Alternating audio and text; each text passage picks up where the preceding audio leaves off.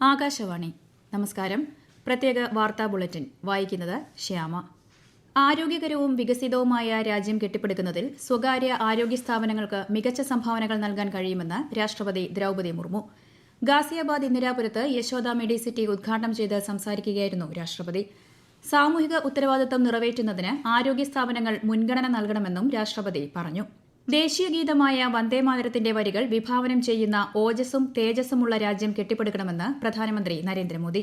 പ്രതിമാസ റേഡിയോ പ്രഭാഷണ പരിപാടിയായ മൻ കി ബാത്തിന്റെ 127ാം പതിപ്പിൽ സംസാരിക്കുകയായിരുന്നു അദ്ദേഹം.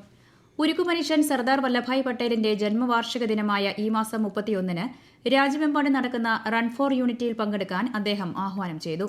കാപ്പി കൃഷിയുടെ പ്രാധാന്യത്തെക്കുറിച്ചും കാപ്പിയുടെ സ്വാദിനെക്കുറിച്ചും മൻ കി ബാത്തിൽ പരാമർശിച്ച പ്രധാനമന്ത്രി കേരളത്തിലെ വയനാട്, തിരുവിതാംകൂർ, മലബാർ പ്രദേശങ്ങളിലെ കാപ്പിയുടെ വൈവിധ്യം ശ്രദ്ധേയമാണെന്നും പറഞ്ഞു.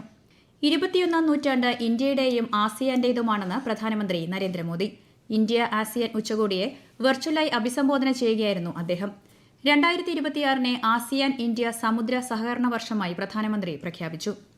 പ്രധാനമന്ത്രി മത്സ്യസമ്പദ യോജനയ്ക്ക് കീഴിലുള്ള ആഴക്കടൽ മത്സ്യബന്ധന യാനങ്ങളുടെ വിതരണം കേന്ദ്രമന്ത്രി അമിത്ഷാ നാളെ മുംബൈയിൽ നിർവഹിക്കും. 1.2 കോടി രൂപ വീതം ചിലവ് വരുന്നതാണ് അത്യാധുനിക സജ്ജീകരണങ്ങൾ ഒരുക്കിയിരിക്കുന്ന യാനങ്ങൾ. ഇടുക്കി അടിമാലിയിൽ ദേശീയപാത നിർമ്മാണത്തെ തുടർന്ന് വീടിന് മുകളിലേക്ക് മണ്ണിടിഞ്ഞ് ഒരാൾ മരിച്ച സംഭവത്തിന്റെ പശ്ചാത്തലത്തിൽ ദുരന്തബാധിത പ്രദേശത്തെ 44 കുടുംബങ്ങളെ മാറ്റിപ്പാർപ്പിക്കാൻ മന്ത്രി റോഷി അഗസ്റ്റിന്റെ നേതൃത്വത്തിൽ ചേർന്ന അടിയന്തര യോഗത്തിൽ തീരുമാനം. അതേസമയം ദേശീയപാത നിർമ്മാണം താൽക്കാലികമായി നിർത്തിവെക്കാൻ ജില്ലാ കലക്ടർ ഉത്തരവിട്ടു. കേരളത്തിലെ വടക്കൻ ജില്ലകളിൽ ശക്തമായ മഴയ്ക്ക് സാധ്യതയെന്ന് കേന്ദ്ര കാലാവസ്ഥാ വകുപ്പ്. കോഴിക്കോട്, കണ്ണൂർ, കാസർഗോഡ് ജില്ലകളിൽ നാളെ ഓറഞ്ച് ജാഗ്രത പ്രഖ്യാപിച്ചു. കേരള തീരത്ത് മറ്റന്നാൾ വരെയും ലക്ഷദ്വീപ്, കർണാടക തീരങ്ങളിൽ ബുധനാഴ്ച വരെയും മത്സ്യബന്ധനത്തിന് വിലക്ക് ഏർപ്പെടുത്തി. ബംഗാൾ ഉൾക്കടലിൽ രൂപപ്പെട്ട മോൻത ചുഴലിക്കാറ്റ് നാളെ രാവിലെയോടെ ശക്തി പ്രാപിക്കുമെന്ന് കേന്ദ്ര കാലാവസ്ഥാ വകുപ്പ്. ആന്ധ്രാപ്രദേശ്, ഒഡീഷ, പശ്ചിമബംഗാൾ തീരങ്ങളിൽ അതിശക്തമായ മഴയ്ക്ക് സാധ്യതയുണ്ട്. നാളെ വൈകിട്ടോടെ ചുഴലിക്കാറ്റ് ആന്ധ്രാ തീരത്തെ കാക്കിനഡയ്ക്ക് സമീപം തീരം തൊടും. കേരള സ്കൂൾ കായികമേളയിൽ 1539 പോയിന്റുമായി തിരുവനന്തപുരം ജില്ല മുന്നേറ്റം തുടരുന്നു. 173 സ്വർണം, 125 വെള്ളി, 147 വെങ്കലം എന്നിവ നേടിയാണ് തലസ്ഥാന ജില്ല മുന്നേറ്റം തുടരുന്നത്. 737 പോയിന്റുമായി തൃശൂർ രണ്ടാമതും 663 പോയിന്റുമായി പാലക്കാട് മൂന്നാമതുമാണ്. PM ശ്രീ പദ്ധതിയിൽ നിന്ന് സംസ്ഥാനത്തിന് എപ്പോൾ വേണമെങ്കിലും പിന്മാറാൻ സാധിക്കുമെന്ന് കരാറിലുണ്ടെന്ന് മന്ത്രി വി ശിവൻകുട്ടി. സംസ്ഥാന സർക്കാർ തയ്യാറാക്കിയ പാഠപുസ്തകങ്ങളിൽ മാറ്റം വരുത്തില്ലെന്നും പാഠപുസ്തകങ്ങൾ തയ്യാറാക്കാനുള്ള എല്ലാ അധികാരവും സംസ്ഥാന സർക്കാരിനാണെന്നും മന്ത്രി വ്യക്തമാക്കി. സംസ്ഥാന സ്കൂൾ കായികമേളയിൽ ഇതാദ്യമായി ഓവറോൾ ചാമ്പ്യൻഷിപ്പ് നേടുന്ന ജില്ലയ്ക്ക് ഇത്തവണ മുഖ്യമന്ത്രിയുടെ സ്വർണ്ണക്കപ്പ് സമ്മാനിക്കും.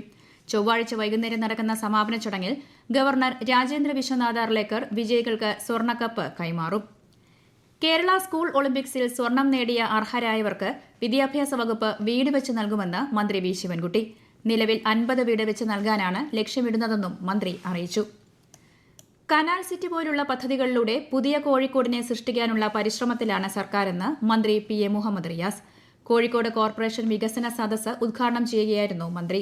അടിമാലി മണ്ണിടിച്ചിലിൽ മരിച്ച ബിജുവിന്റെ മകളുടെ പഠനച്ചെലവ് നഴ്സിംഗ് കോളേജ് ഏറ്റെടുക്കുമെന്ന് അറിയിച്ചതായി ആരോഗ്യമന്ത്രി വീണ ജോർജ്.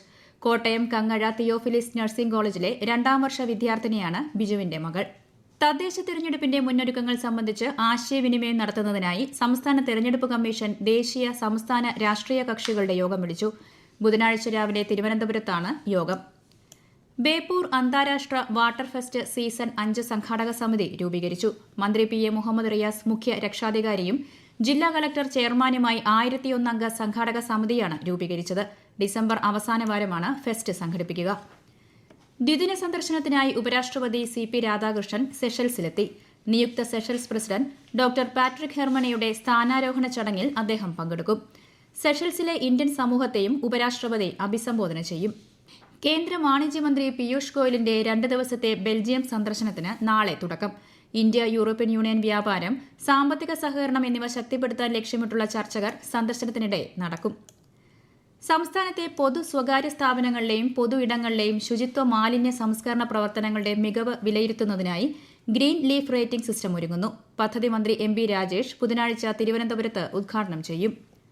തിരുവനന്തപുരം അന്താരാഷ്ട്ര വിമാനത്താവളത്തിലെ സർവീസുകൾ 22% വർദ്ധിക്കും. ഇന്നു മുതൽ മാർച്ച് 28 വരെ നീളുന്ന വിന്റർ ഷെഡ്യൂൾ കാലയളവിലാണ് ഈ വർധന.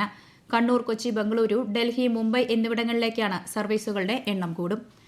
പ്രത്യേക വാർത്താ ബുള്ളറ്റിൻ കഴിഞ്ഞു. അടുത്ത വാർത്താ പ്രക്ഷേപണം നാളെ രാവിലെ 6:45-ന്.